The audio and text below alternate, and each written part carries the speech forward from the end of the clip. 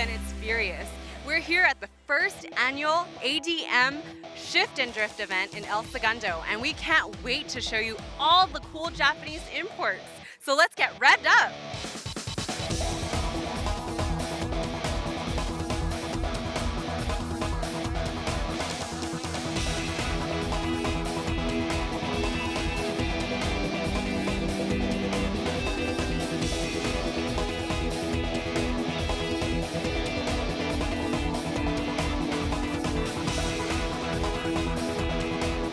Well, this is something that we started to create about 4 or 5 months ago. We've never done a Japanese car show at the museum.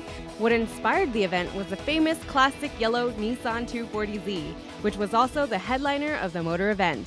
Unseen, hidden for years, and we looked at it and we said, we need to do something. What's a big car group that doesn't come to this museum? And it was the Japanese cars. They have never been here.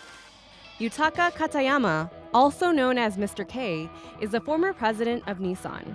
He is regarded by many Datsun Nissan car enthusiasts as the father of the Z car. When he retired, he gifted his prized Nissan 240Z to his longtime secretary, Johnny Ueda Gable. I am here with Johnny, who is the owner of the famous Nissan 240Z. Tell us about your famous yellow car. It's a 1972 240Z. It was the first automatic that we released from the docks in San Pedro. And Mr. K, Mr. Katayama wanted an automatic because he was tired of driving stick shift in LA. So I released that car to him, and he had it, and it was his personal driver until 1977 when he retired and went back to Japan, and I've had it ever since. Over 75 Japanese cars and more than 400 people attended the inaugural car show. Other notable celebrity car enthusiasts also attended. Well, this is a 1987 Nissan Pulsar NX, and I am a car designer. Been a car designer for about 20 years. This is one of the cars that made me want to become a car designer, and it was one of the designs that made me want to design for Nissan when I was younger. So I did end up designing for Nissan for about 10 years before opening my own consultancy, and I was lucky enough to design for Doug Wilson, who designed this car, and so the car is very special to me. I love a lot of the things they were doing with this car in that era. Very modular, planar, very graphic sensibility, and all that kind of stuff was really unique in the 80s, and I love that. I'm here today at Shift and Drift with legendary car racer John Morton. How are you today? I'm good. It's good to see all these Datsuns and Toyotas and whatever, Mazdas here. You've been racing for 48 years. Tell us about your career. Actually, I've been racing for 53 years.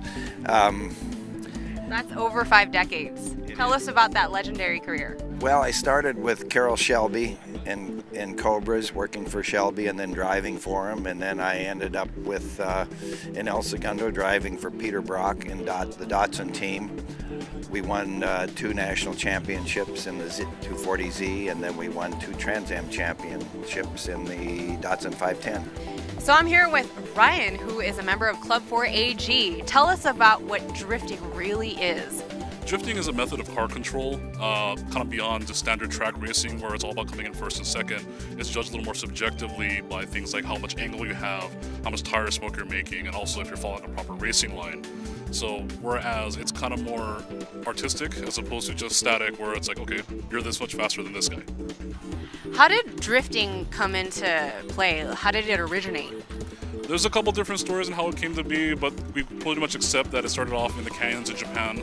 Guys used to go up there and kind of race each other, and when you had cars back then with tire technology wasn't what it is today, so cars would slip around a lot, and how to maintain that while maintaining speed down these narrow corners is kind of how that got started and kind of became into an event of its own, besides just an extension of car control. So Ryan's gonna give us a mini tutorial about how to drift. I'm so excited. So the most basic way that everyone's going to learn how to drift is doing what's called a donut, which is essentially going in a circle. And the hardest thing for people to learn is how to get that started. Now, the most common way that most people learn is what we call an e-brake pull. So you're going to use the e-brake to kind of lock up the rear wheels to get the car to rotate, and then you get back on the power to keep the donut going or to keep your sideways motion going. And so it's pretty simple. When you're usually in first gear, typically for donuts because you're at low speed, and all you're going to do is as you initiate the turn, you turn into it, clutch is in, you yank the e-brake really hard. not just like you're parking the car like most people just do that. When you want to lock it up, you really lock it up and put it back down, clutch back out. And what that does is the rear wheels are in motion, they just stop and causes the back end to slide out, and then you get back on the power by letting the clutch back out. And there you go.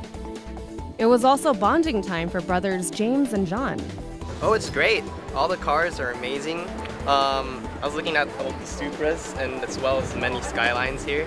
Lots of Japanese imports, so I'm very happy to see. I really appreciate, you know, all these beautiful cars just laid out here, and then just appreciate like the hard work that goes into like making these cars that beautiful. He's a car guy. We watch Initial D with each other, watch anime, you know. So this is actually very special for me and him. So. Well, what's really great is that majority, almost 90% or more of these people that came here today have not heard of the Automobile Driving Museum and have really not even been to El Segundo. We had people that came from San Bernardino, Paso Robles, San Diego, San Clemente, and they drove in. Now they're here in El Segundo. Having seen this year's success, Hitzig hopes to do the import car event every year.